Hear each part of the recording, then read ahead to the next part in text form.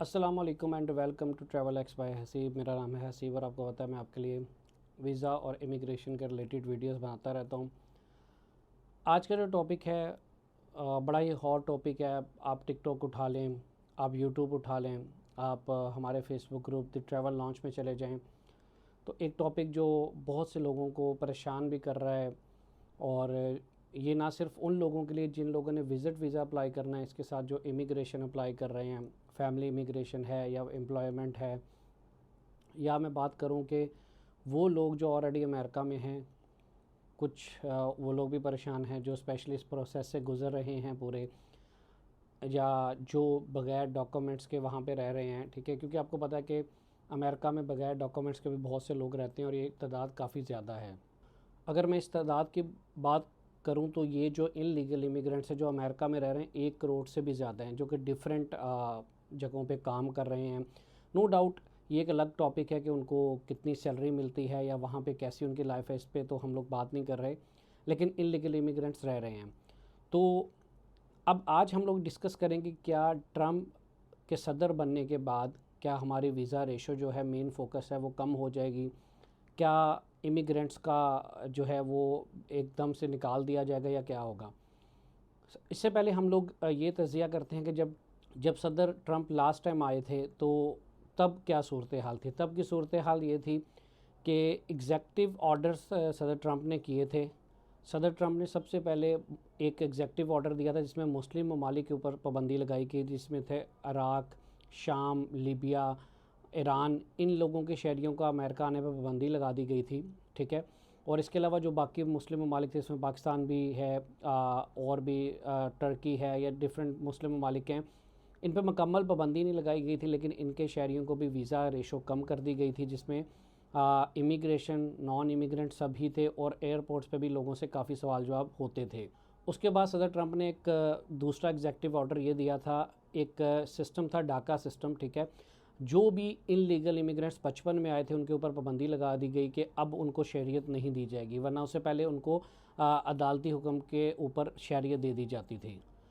उसके बाद 2018 में सदर ट्रंप ने एक और ज़ीरो टॉलरेंस पॉलिसी लेकर आए थे एक एग्जेक्टिव ऑर्डर के थ्रू, जिसमें इनलीगल इमिग्रेंट्स जो मैक्सिको या कनाडा या किसी भी बॉर्डर से अमेरिका में दाखिल होने की कोशिश करते हैं उनके ऊपर बड़ी सख्ती कर दी गई। यानी कि उनको वहाँ से अगर पकड़ लिया जाता था तो वापस वहाँ से बॉर्डर क्रॉस करके उसी मुल्क में वापस भेज दिया जाता था जहाँ से वो आए हैं, जिस पर सदर ट्रंप पे काफ़ी तनकीद भी हुई थी। इसके अलावा 2020 में सदर ट्रंप ने एक और एग्जेक्टिव ऑर्डर दिया था, एक नया असूल बनाया था कि वो लोग जिनको विज़िट वीज़ा अप्लाई कर रहे हैं और या वो इमिग्रेशन भी अप्लाई कर रहे हैं और उनका डर है कि वो वहाँ पर आके गवर्नमेंट के फ़ंड के ऊपर रहेंगे, या जिसे कहते हैं कि सादा लफ्ज़ों में बात करूँ कि गवर्नमेंट से वो अपना नहीं कमाएंगे, अपना नहीं खाएंगे और वो गवर्नमेंट से वेलफेयर लेंगे, तो उनके ख़िलाफ़ भी सदर ट्रंप ने ऑर्डर दिया था कि अगर आपको थोड़ा सा भी ऐसे लोगों पे शक हो, वो विज़िट वीज़े पे आ रहे हैं या वो इमिग्रेशन पे आ रहे हैं, आप उनको बिल्कुल भी वीज़ा इशू नहीं करेंगे। ये तो हमने बात की थी कि पिछले दौर में सदर ट्रंप ने क्या किया। अब जो सदर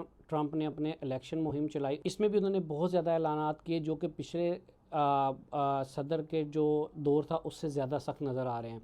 जिसमें सबसे पहले उन्होंने H1B वीज़ा के ख़िलाफ़ एक ऐलान किया कि मैं वो लोग जो मतलब बाहर के ममालिक से आके यहाँ पे जॉब्स लेते हैं उनके ख़िलाफ़ ऐलान किया कि उस कवानीन को तब्दील करेंगे, ताकि जो नौकरियाँ H1B वीज़ा पे डिफरेंट लोगों को दी जाती हैं जो कि दूसरे ममालिक से इमिग्रेंट्स आते हैं, उनकी बजाय वो नौकरियाँ अमेरिकन को दी जाएँ। नो डाउट इसमें EB3 या EB2 या डिफरेंट जो NIW प्रोग्राम्स हैं वो भी इफ़ेक्ट होंगे। अभी तक ये चीज़ें इम्प्लीमेंट तो नहीं हुई, लेकिन जो ऐलानात सदर ट्रंप ने किए हैं, माना जाता है कि वो अपने तमाम ऐलानात को हमेशा की तरह इम्प्लीमेंट ज़रूर करते हैं। तो ये भी एक ऐलान। दूसरा, सदर ट्रंप ने उन लोगों के बारे में भी ऐलान किया है अपनी इलेक्शन मुहिम के, ग्रीन कार्ड की तादाद को महदूद किया जाएगा उन लोगों के लिए जो फैमिली इमिग्रेशन पे आ रहे हैं। ठीक है, या उन लोगों को जो विज़िट वीज़ा पे आते हैं और अपने बच्चों को वहाँ पे अमेरिका में पैदा करके अमेरिकन सिटीज़नशिप देते हैं।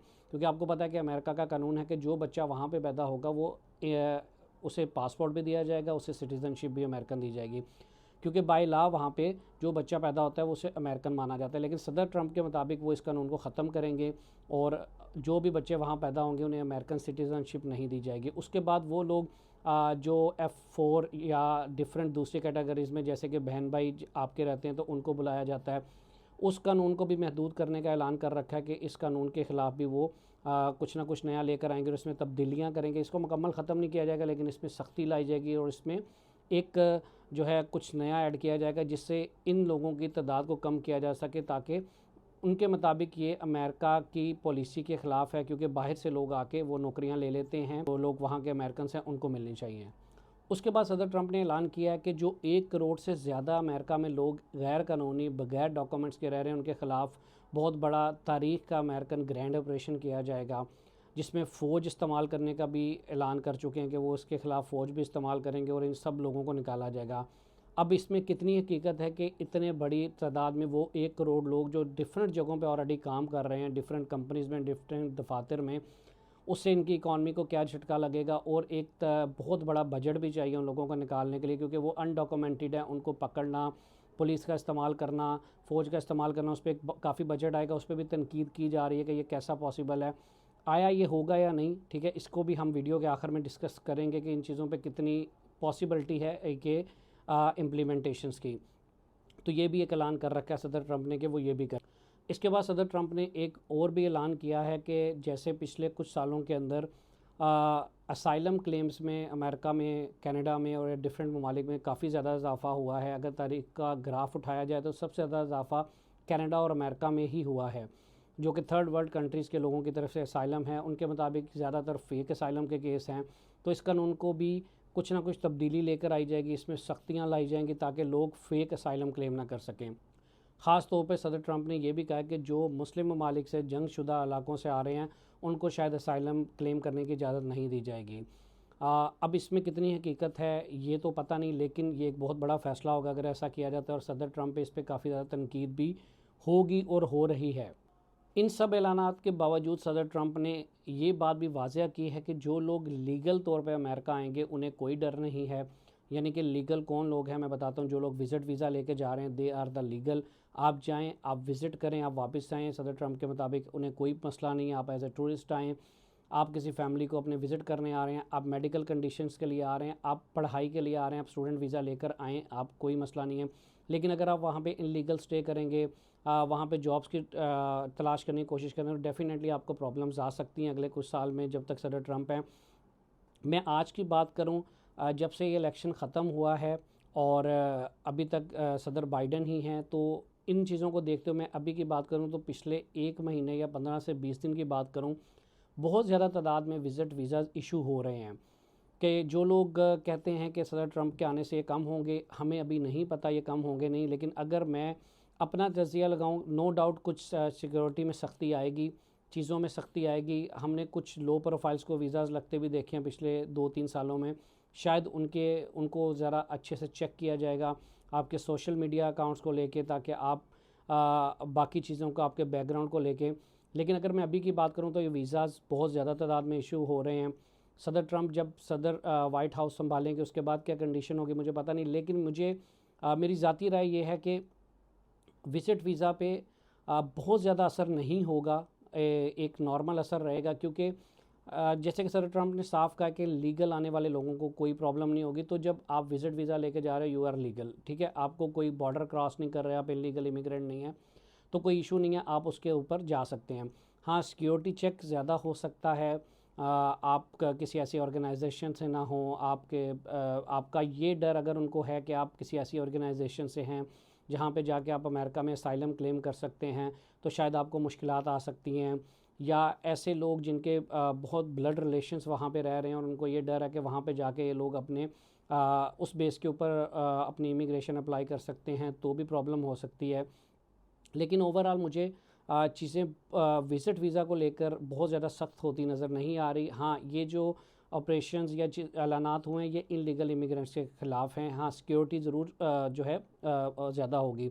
और अगर मैं इमिग्रेशंस की बात करूँ, नो डाउट इमिग्रेशंस में थोड़ा डिले आएगा, ग्रीन कार्ड को लेकर डिले आएगा उन लोगों के लिए जिनके F4 केसेस चल रहे हैं या डिफरेंट शादी के केसेस चल रहे हैं, उनको लेके लास्ट टाइम भी सदर ट्रंप के दौर में हमने डिले देखा था और इस बार भी डिले देखा जा सकता है।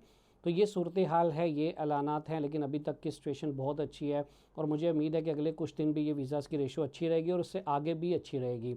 ये मेरा तज़िया है, मैं पर्सनली तौर पे कह रहा हूँ। अब सिचुएशन कल को बदल जाए मुझे पता नहीं है, मैं ज़रूर नई वीडियो बना के भी आपको अपडेट करूँगा, लेकिन अभी की जो सिचुएशन है, विज़िट वीज़ा हम ज़्यादा इशू होते देख रहे हैं।